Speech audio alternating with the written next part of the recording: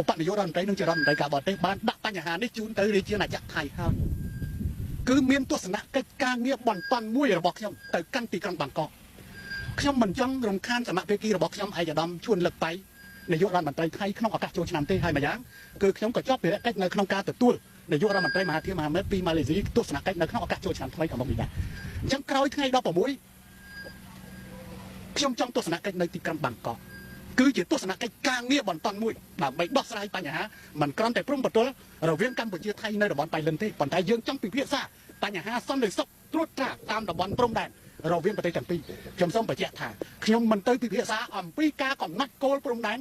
រវាងប្រទេសទាំងពីរទេព្រោះថាព្រំដែនរវាងថៃនិងកម្ពុជាលើកលែងតែតំបន់សមុទ្ររវាងថៃនិងកម្ពុជាមានការដោះស្រាយតាមផ្លូវច្បាប់តាំងពីចំនួនព្រះករណាចំនួនសង្គមរាស្ត្រនិយមរួចទៅហើយមានផែនទីមានការរៀបចំត្រឹមត្រូវរួចទៅហើយអ្វីដែលខ្ញុំចង់ទៅនេះគឺការដោះស្រាយរវាង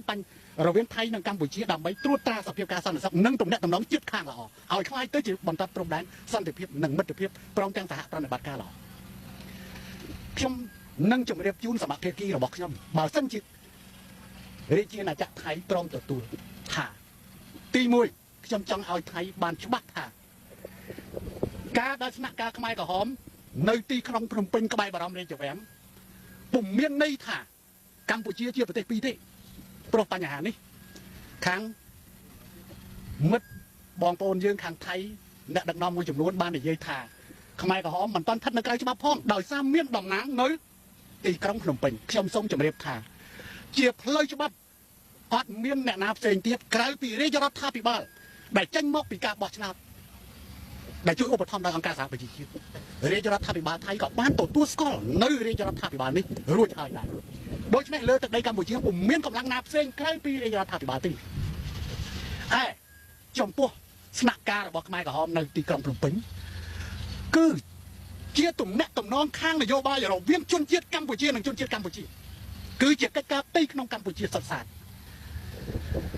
ព្រះមហាក្សត្រដែលជាព្រះបិតាជាតិធម្មតាលោកត្រូវតែចាត់ទុកមនុស្សទាំងអស់នៅកម្ពុជាជាកូនជាចៅទាំងអស់ដូច្នេះលោកមិនអាចបដោតឲ្យកូនណាមួយបែកទៅខាងណាទេនេះគឺជាភាពជាឪពុកដែលត្រូវតែផ្ដល់នៅលទ្ធភាពយ៉ាងដូចនេះចំពោះរាជរដ្ឋាភិបាលក៏ចង់រក្សានៅការសន្ទនានេះតាមរយៈស្នាក់ការរបស់ខ្មែរក្រហមនៅទីក្រុងភ្នំពេញដើម្បីឲ្យមានច្រកចេញខាងនយោបាយប៉ុន្តែ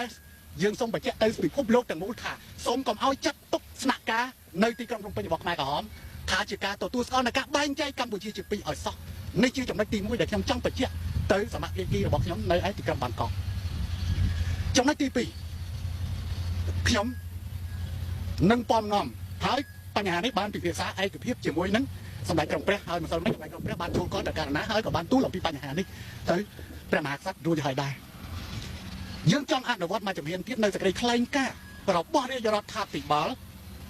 កម្ពុជាថានឹងទទួលស្គាល់កុងត្រាទាំងអស់ដែលក្រុមហ៊ុនថៃចុះហត្ថលេខាជាមួយនឹងខ្មែរក្រហមឲ្យគេផ្ទេរកុងត្រាហ្នឹងមករកស៊ីជាមួយរាជរដ្ឋាភិបាលខ្ញុំនឹងប្រាប់ទៅសមាជិកថៃហើយខ្ញុំនឹងចង់ជួបជាមួយនឹងបណ្ដាក្រុមហ៊ុនថៃទាំងនេះដើម្បីជម្រាបប្រាប់គេថាឲ្យគេរកស៊ីជាមួយរាជរដ្ឋាភិបាលវាមានអនាគតជាងហើយវាស្របច្បាប់ការរកស៊ីជាមួយខ្មែរក្រហមគឺជារឿងមិនស្របច្បាប់ទេអត់ស្របច្បាប់ហើយថែមទាំងខ្វះស្ថិរភាពទៀតផងរដ្ឋាភិបាលមិនអាចអត់អោនបានចំពោះមុខអំពើលំរោមណាមួយទៅលើច្បាប់ទៅលើនយោបាយនិងទៅលើផលសេដ្ឋកិច្ចរបស់កម្ពុជាទេអញ្ចឹងទេបើសិនជាគេរកស៊ីជាមួយរាជរដ្ឋាភិបាលមិនមែនត្រឹមតែមួយខែពីរខែដោយខ្វះស្ថិរភាពឬមួយឆ្នាំដោយខ្វះស្ថិរភាពទេប៉ុន្តែគេអាចរកស៊ីដោយមានរយៈពេលយូរដោយមានការវិនិយោគមានផលចំណេញទៅវិញទៅមកហើយគិតគូរទៅដល់បរិស្ថានផងដែរដូច្នេះតែចំណុចជាក់ស្ដែងដែលខ្ញុំចង់និយាយមានចំណុចខ្លះឥឡូវនេះគឺថាក្រុមហ៊ុនថៃមួយចំនួនខ្ញុំមកតាមផ្លូវឃើញឈើច្រើនណាយើងអាចនឹងចរចាគ្នាក្រុមហ៊ុនទាំងនោះកាប់ឈើហើយមិនទាន់បានយកចេញយើងអាចចរចាគ្នាណាដើម្បីកុំឲ្យអ្នកឯងខាតហើយដើម្បីជៀសវាងនៅផលវិបាកទាំងសងខាងនោះយើងអាចពិភាក្សាគ្នាតើអ្នកឯងបន្តទិញឈើខ្ញុំចំលក់ឈើនឹងឲ្យឬក៏របៀបយ៉ាងណានោះគឺយើងត្រៀមពិភាក្សាអំពីបញ្ហាណាឬក៏គេមានរោងចក្រអាឈើឲ្យស្រាប់យើងពិភាក្សាគ្នាបានត្រៀមពិភាក្សាអំពីបញ្ហានោះក្រៅពីនោះដូចជាតំបន់ប៉ៃលិនឥឡូវព្រឹកនេះមានការរំខាននៅតាមព្រំដែនកម្ពុជាថៃដោយកម្លាំងដែលនៅម្ដុំនេះអញ្ចឹងឥឡូវនេះយើងចង់